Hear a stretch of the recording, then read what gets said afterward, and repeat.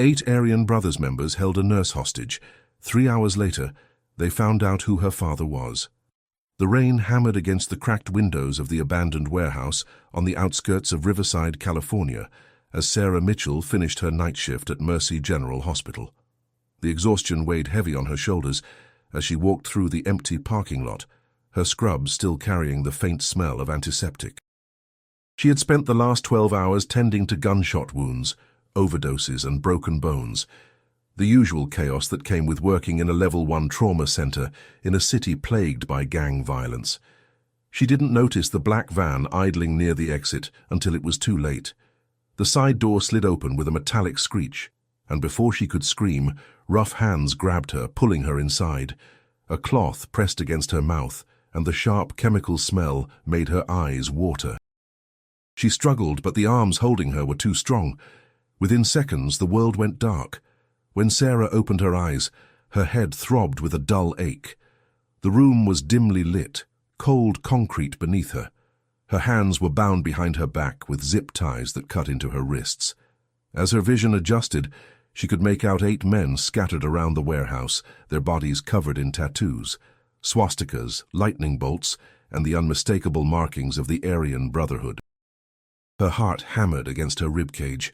If you're watching this, don't forget to subscribe and leave a comment letting us know where you're from. Now, let's continue with Sarah's story. "She's awake," one of them called out, a tall man with a shaved head and a scar running down his left cheek. He approached her slowly, a cruel smile playing on his lips. "Good morning, sunshine. Sorry about the rough pickup, but we needed a nurse." Sarah's mind raced. She'd heard stories about the Aryan Brotherhood, one of the most violent prison gangs in the country, known for their brutality and ironclad loyalty. They controlled drug trafficking, extortion, and murder-for-hire operations across California's prison system and beyond. "What do you want from me?" Sarah's voice came out steadier than she expected. The scarred man crouched down to her level. His breath smelled of cheap whiskey and cigarettes. "Name's Garrett. One of our brothers took a bullet last night during a deal gone bad. He needs medical attention, but we can't exactly walk into a hospital, can we? That's where you come in." He gestured toward the back of the warehouse where another man lay on a makeshift table, his shirt soaked in blood. Sarah could hear his labored breathing even from across the room. "Untie me," Sarah said firmly. "I can't help him like this." Garrett studied her for a moment, then nodded to one of his men, a younger guy with 88 tattooed on his neck, code for Heil Hitler. He cut the zip ties, and Sarah rubbed her raw wrists, trying to restore circulation. As she approached the wounded man, she assessed his condition quickly. The bullet had entered below his right shoulder, likely missing major arteries, but still serious. Blood pooled beneath him, and his skin had taken on a grayish pallor, signs of shock setting in. "I need clean water, towels, a first aid kit, anything you've got," Sarah commanded, her professional instincts taking over despite her fear. "And I need better light." The men scrambled to gather supplies while Sarah worked to stabilize the patient. His name was Derek, and he was barely conscious, mumbling incoherently as she applied pressure to the wound. "The bullet's still in there," Sarah said, looking up at Garrett. "He needs a hospital, real surgery." "I can slow the bleeding, but without proper equipment." "Do what you can," Garrett interrupted, his voice cold. "He doesn't leave this warehouse, and neither do you until he's stable." For the next hour, Sarah worked under impossible conditions. She cleaned the wound as best she could with the limited supplies, packed it with gauze, and started an IV line using supplies they'd stolen from a veterinary clinic. The men watched her every move, their presence a constant reminder of her captivity. As the hours stretched on, the atmosphere in the warehouse grew tense. The men paced, argued in hushed voices, and occasionally glanced at their phones. Sarah learned their names. Garrett was the leader of this cell. Then there was Marcus, the youngest one who seemed nervous. Travis and Cole, brothers who spoke in a thick southern drawl. Ryan, who kept guard by the door. Keith, who had brought the medical supplies. And finally James and Patrick, who seemed to defer to Garrett for every decision. "Why a nurse?" Sarah asked quietly as she changed Derek's bandages. "Why not a doctor?" Garrett lit a cigarette, the ember glowing in the dim light. Doctors ask too many questions, have too much to lose. We figured a nurse would be easier to control. He exhaled smoke toward the ceiling. Plus, your shift schedule was predictable. We'd been watching you for 3 days. The realization sent a chill down Sarah's spine. They'd been planning this, studying her routine, learning her vulnerabilities. She was nothing more than a tool to them, disposable once Derek was stable or dead. He's got a fever, Sarah announced, pressing her palm against Derek's forehead. The wound might be infected. Without antibiotics, he could develop sepsis. That's a death sentence without proper hospital care. Marcus, the younger one, stepped forward, his face pale. Garrett, man, maybe we should consider— Shut up, Garrett snapped. We stick to the plan. Derek stays here, she keeps him alive, and in a few days, we move him to the safe house in Arizona. Sarah's mind worked furiously, trying to find a way out. She was trapped in a warehouse with 8 violent criminals, miles from help with no phone and no way to signal for rescue. Her only bargaining chip was keeping Derek alive, but even that was tenuous at best. By the 3rd hour, Derek's condition had stabilized somewhat. His breathing was less labored and the bleeding had stopped.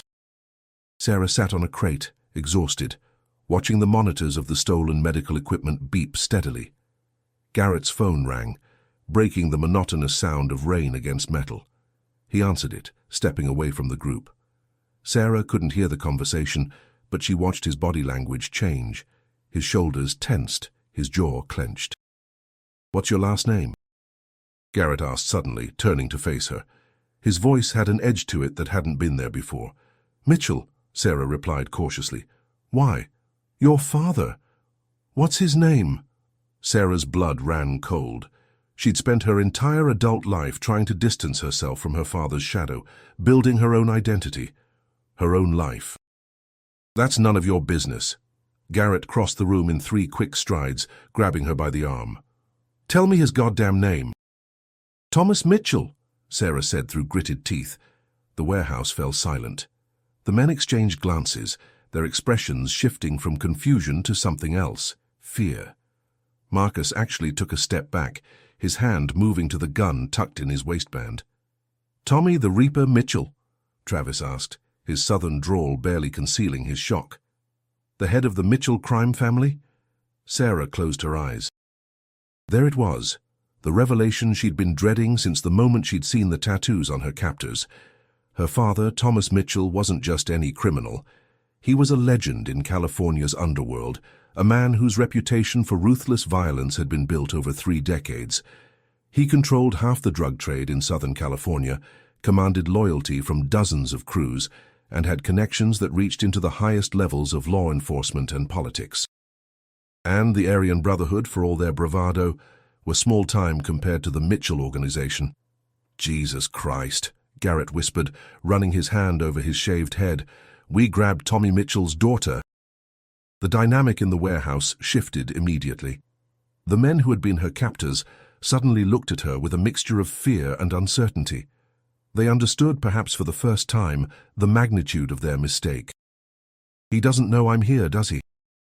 Sarah asked quietly, though she already knew the answer. Her father had people watching her. She'd always known that, even though she pretended not to notice. The moment she didn't show up for her morning check-in call, he would have mobilized his entire organization. Ryan, who'd been standing guard at the door, suddenly went pale. "There are cars outside, black SUVs, at least 5 of them." Garrett cursed, pulling out his gun. The other men scrambled for their weapons, but Sarah could see the panic in their eyes. They were trapped, outnumbered, and they'd made an enemy of the most dangerous man in California. The warehouse doors exploded inward with a deafening crash. Armed men poured through the opening, their faces covered with tactical masks, weapons trained on the 8 Aryan Brotherhood members. But it wasn't the police. These were her father's men, private contractors, and criminals loyal to the Mitchell family. "Drop your weapons!" The command came from a tall figure entering behind the assault team. Thomas Mitchell stepped into the warehouse, and despite her complicated feelings about him, Sarah felt a wave of relief wash over her. Her father was 62 years old, with silver hair and cold blue eyes that had seen more violence than most people could imagine. He wore an expensive suit that seemed out of place in the grimy warehouse, but his presence commanded absolute attention. Behind him stood Victor Chen, his right-hand man for the past 20 years, and a dozen other members of the Mitchell organization. "Sarah," her father said, his voice surprisingly gentle. "Are you hurt?"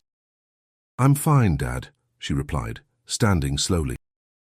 Her legs felt weak, but she refused to show it. Thomas Mitchell's gaze swept across the 8 Aryan Brotherhood members who had dropped their weapons and raised their hands. His expression remained neutral, but Sarah knew that look. It was the calm before the storm. "You made a mistake," Thomas said softly, addressing Garrett. "A very, very big mistake." "Mr. Mitchell, we didn't know," Garrett began, but Thomas raised his hand, silencing him. "My daughter chose to become a nurse. She chose to save lives instead of taking them. She wanted nothing to do with my business, and I respected that choice." He stepped closer to Garrett, his voice dropping to a whisper that somehow carried throughout the warehouse. "But you dragged her into it anyway. You put your hands on her. You terrorized her." Sarah watched as the color drained from Garrett's face. She'd seen her father angry before, but this was different. This was the cold, calculating fury that had made him a legend. "Dad," Sarah said firmly, "they needed medical help. The man on the table, Derek, he'll die without proper care." Thomas looked at her, surprise flickering across his features. Even after everything, she was still thinking about her patient. "Victor, call Dr. Ramsey. Have him set up at the clinic," Thomas ordered. "Get Derek proper medical attention." He turned back to the 8 men. "As for you—" The warehouse grew silent as Thomas Mitchell considered his options. Sarah knew what her father was capable of.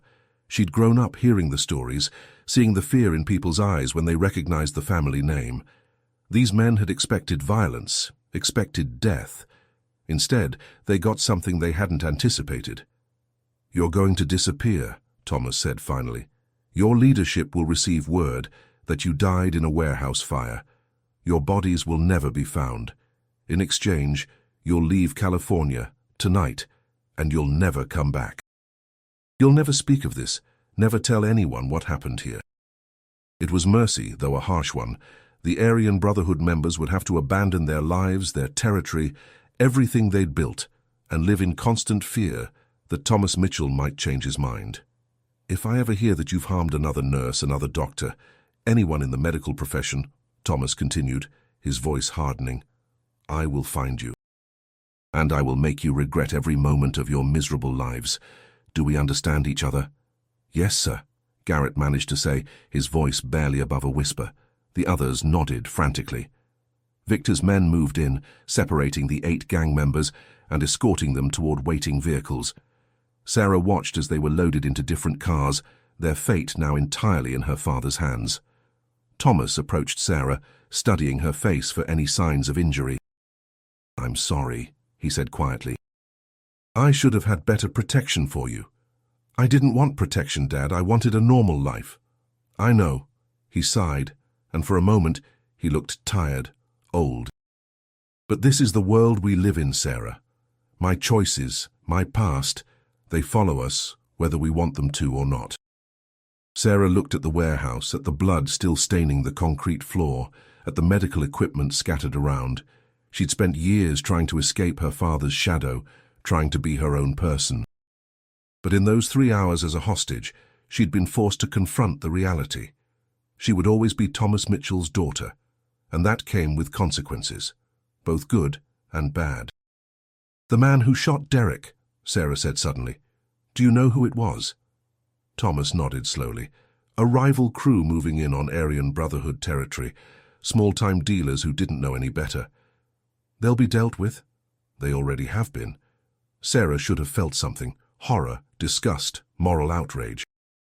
Instead, she felt numb. Maybe that numbness was worse than any emotion. Maybe it meant she was more her father's daughter than she wanted to admit. Victor approached, his phone in hand. "Dr. Ramsey is ready. Derek's stable enough for transport." "Take him to the clinic," Thomas ordered. Then to Sarah, "You should come too, get checked out, make sure you're really okay." "I'm fine," Sarah insisted. "I just want to go home." "Then I'll have someone drive you." "No." Sarah's voice was firm. "I'll take my own car. I need some time to think." Thomas Mitchell studied his daughter for a long moment, then nodded. "Your car will be waiting outside your apartment by the time you get there." He paused. "Sarah, I know you don't approve of what I do, of who I am, but you're my daughter and I will always protect you. Always." Sarah wanted to say something, to argue, to tell him that his protection came with too high a price. But the words wouldn't come. Instead, she simply nodded and walked toward the warehouse exit, leaving behind the blood, the fear, and the uncomfortable truth that her father's world would never truly let her go. As she stepped out into the rain, she heard her father's voice one last time, giving orders to Victor about the cleanup, about the 8 men who'd made the mistake of taking his daughter hostage, about the message that needed to be sent to anyone who might consider a similar mistake in the future. The rain washed over her, cold and cleansing, but it couldn't wash away the events of the past 3 hours. Sarah knew that when she returned to work, she'd be different. The innocence she'd clung to, the belief that she could completely separate herself from her father's world, was gone. She'd learned a hard truth that night. In a city divided by gang territories and criminal empires, being Thomas Mitchell's daughter was both a shield and a target. And no matter how far she ran, how hard she tried to be someone else, that identity would follow her forever. The warehouse fire would make the news in the morning, a tragic accident that claimed the lives of 8 Aryan Brotherhood members.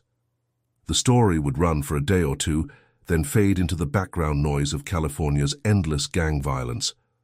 No one would know the truth, no one except the people in that warehouse, and they all had reasons to keep quiet. Sarah walked to the car Victor had arranged, climbed inside and let the tears finally come. She cried for the life she'd wanted, for the illusion of normalcy that had been shattered, and for the knowledge that she would always be caught between 2 worlds, the healer who saved lives and the daughter of a man who ended them. As the car pulled away from the warehouse, Sarah made a decision. She wouldn't run from who she was anymore. She wouldn't pretend that her father's shadow didn't exist. Instead, she would find a way to live with it, to use whatever privilege and protection it offered to do the work she believed in, saving lives, even when the world around her seemed determined to destroy them. The 8 Aryan Brotherhood members would start new lives somewhere far from California, carrying with them the story of the nurse they'd held hostage and the terrible mistake they'd made when they learned who her father was. It was a story they would never tell, a secret that would haunt them for the rest of their days, and Thomas Mitchell would continue to rule his criminal empire, always watching over his daughter from a distance, protecting her whether she wanted it or not, because that's what fathers do, even fathers whose hands are stained with blood. The rain continued to fall over Riverside, washing away the evidence of the night's events, leaving behind only memories and the unspoken understanding that in the criminal underworld, some mistakes are too big to survive. 3 hours had changed everything. 3 hours had revealed the truth that Sarah had been trying to deny. She could never fully escape her father's world, but she could choose how she existed within it. She could be the nurse who saved lives, the daughter who maintained her principles, even while acknowledging the complicated protection her family name provided. As dawn broke over the city, Sarah finally arrived at her apartment. Her car was indeed waiting in her parking spot, just as her father had promised. She sat in silence for a moment, watching the sun rise over a city that would never know how close it had come to another violent chapter in the ongoing gang wars that plagued its streets. Then she got out, locked the car, and walked to her apartment. Tomorrow she would return to the hospital, to her patients, to the work that gave her life meaning. But she would do so with new eyes, with a fuller understanding of the precarious balance she walked between healer and protected daughter of California's most feared crime boss. The story of the hostage situation would become legend in the criminal underworld, a cautionary tale about the dangers of not knowing who you're dealing with, about the price of carelessness, and about the reach of Thomas Mitchell's power. But for Sarah, it was simply another chapter in her complicated relationship with her father, and the legacy she never asked for, but could never fully escape. 5 days passed before Sarah could bring herself to return to Mercy General Hospital. She called in sick, using vacation days she'd been saving for a trip to Portland, that would probably never happen now. The nightmares came every night, the warehouse, the zip ties cutting into her wrists, the cold certainty that she might not survive. But worse than the nightmares were the moments of clarity when she'd lie awake at 3 in the morning, thinking about the 8 men her father had made disappear. The news had reported the warehouse fire exactly as her father promised. 8 bodies recovered, burned beyond recognition, dental records confirming their identities. The Aryan Brotherhood had released a statement calling it a tragedy, claiming their brothers had been meeting to discuss legitimate business opportunities. Everyone knew it was a lie, but in the intricate dance of California's criminal underworld, lies were often more valuable than truth. Sarah stood in the hospital parking lot on Monday morning, her coffee growing cold in her hand. The sun was too bright, the sounds of the city too loud. Everything felt different now, like she was watching her own life through a pane of glass. She'd spent 5 years building her career at Mercy General, earning the respect of doctors and patients alike, creating an identity separate from her father's empire. Now that carefully constructed wall had crumbled. Sarah, there you are. Monica Rodriguez, her closest friend at the hospital, jogged across the parking lot, her dark curls bouncing. Girl, where have you been? We were worried sick. Just needed a few days, Sarah said, forcing a smile. Bad flu. Monica studied her face with the practiced eye of an ER nurse who'd seen every kind of lie. You look like hell. You sure you should be back? I need to work, Monica. I need normal.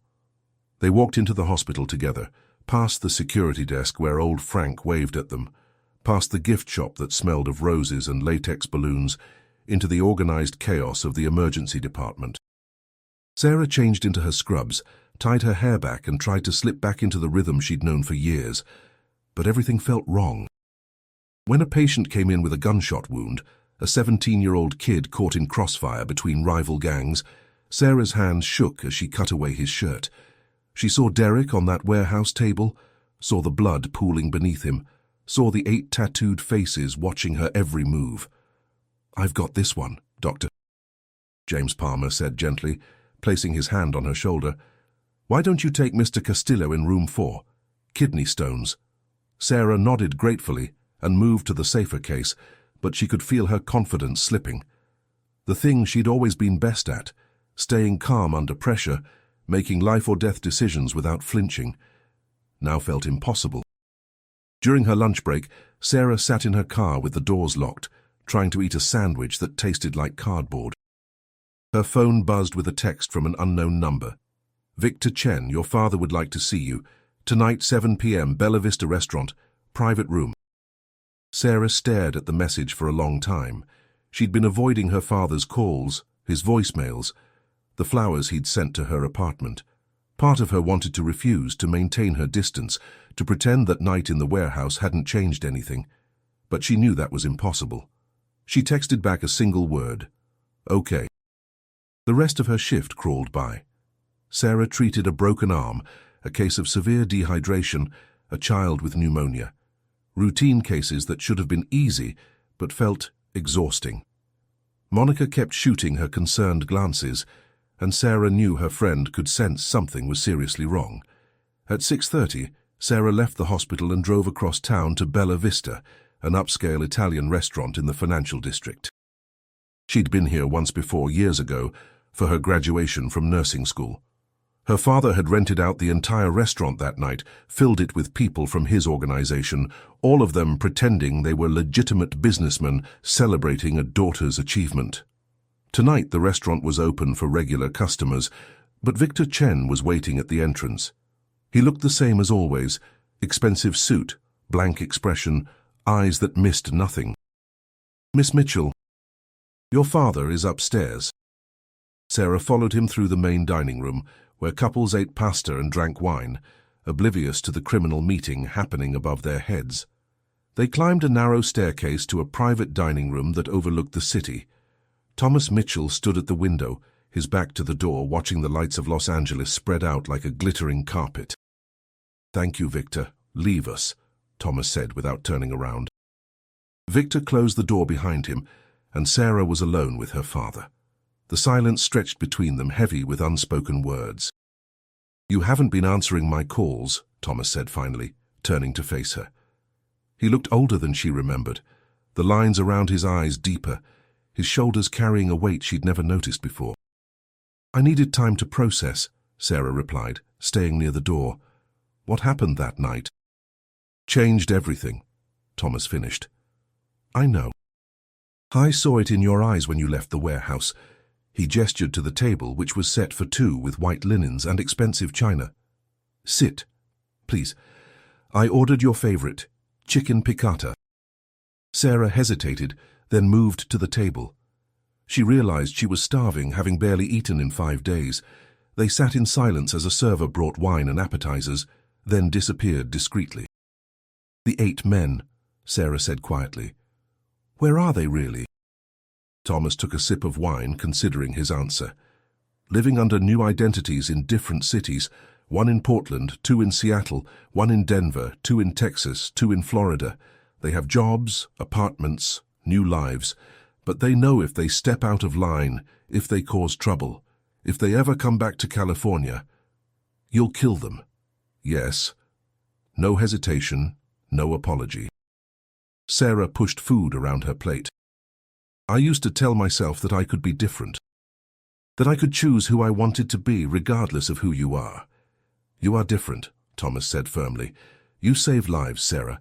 That's not something anyone in my organization can claim. But I'm protected by your reputation, by your violence. That nurse they kidnapped. She only survived because she was your daughter. Any other nurse would be—" She couldn't finish the sentence. "Dead," Thomas said bluntly. "Yes, that's the world we live in. I won't apologize for protecting you, but I understand why it troubles you." Sarah looked at her father, really looked at him, for the first time in years. She'd spent so long seeing only the criminal, the killer, the man whose empire was built on drugs and violence. But sitting across from her was also the man who'd taught her to ride a bike, who'd held her when her mother died of cancer 12 years ago, who'd cried at her nursing school graduation, even though he tried to hide it. "I went back to work today," Sarah said, "had a panic attack treating a gunshot victim. Me. I've treated hundreds of gunshot wounds without flinching, and today my hands were shaking so bad that Dr. Palmer had to take over." Thomas's expression darkened. "The men who did this to you are living under new identities in different cities," Sarah interrupted. "You already told me. But that doesn't fix what's broken inside me, Dad." He was quiet for a moment, then reached across the table, placing his hand over hers. His hands were rough, scarred from a lifetime of violence, but his touch was gentle. "After your mother died, I didn't think I'd survive," Thomas said softly. "She was the only thing keeping me human, the only reason I had limits. When she was gone, I became someone I didn't recognize. It took me 2 years to find my way back, to remember that I had a daughter who needed a father, not just a crime boss." Sarah felt tears burning her eyes. "How did you do it? How did you keep going?" "I found a purpose beyond the business. I started a scholarship fund in your mother's name, anonymously, of course. I funded a free clinic in East LA. I used the money from my criminal empire to do some good, even if I couldn't undo all the harm." He squeezed her hand. "You're stronger than I ever was, Sarah. You'll find your way through this." They ate in silence for a while, the tension slowly easing. Sarah found herself telling him about her patients, about Monica's terrible jokes, about the new resident who'd asked her out 3 times and couldn't take a hint. Normal things, mundane things, the kind of conversation she'd avoided having with her father for years. "There's something else," Thomas said as dessert arrived. "Derek, the man you saved in the warehouse, he asked to meet you." Sarah froze, her fork halfway to her mouth. "What?" "He's recovering well, thanks to your work. He knows you didn't have to help him, that you could have let him die. He wants to thank you in person." "He's a member of the Aryan Brotherhood," Sarah said incredulously. "A white supremacist who probably hates everything I stand for." "Was a member," Thomas corrected. "He's out now, part of the deal. He's working construction in Bakersfield, trying to start over. His brother, Marcus, the young one, went with him. They're both trying to leave that life behind." Sarah thought about the wounded man on the table, the way she'd fought to keep him alive even though he represented everything she despised. She'd done it because that's what nurses do. They save lives, regardless of who those lives belong to. "I don't know if I'm ready for that," she admitted. "That's okay. The offer stands whenever you're ready." Thomas paused, then added, "He also asked me to tell you that his grandmother was a nurse at a veterans hospital in Atlanta.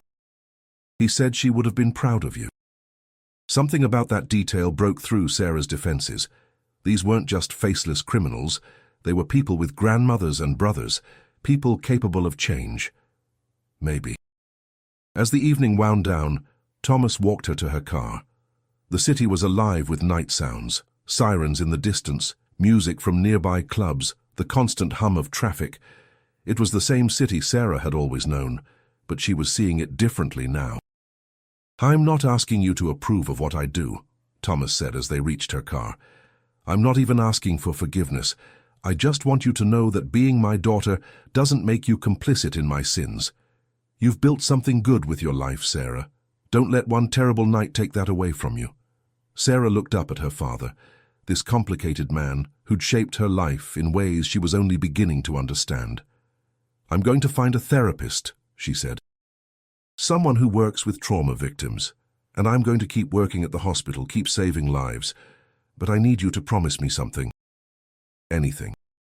If my being your daughter puts other people in danger, other nurses, other innocent people, I need you to tell me. I need to know what my connection to you costs the world." Thomas was quiet for a long moment. "That's a heavy burden to carry." "I'm already carrying it," Sarah replied. "I'd rather carry it with knowledge than ignorance." He nodded slowly. "All right, I promise."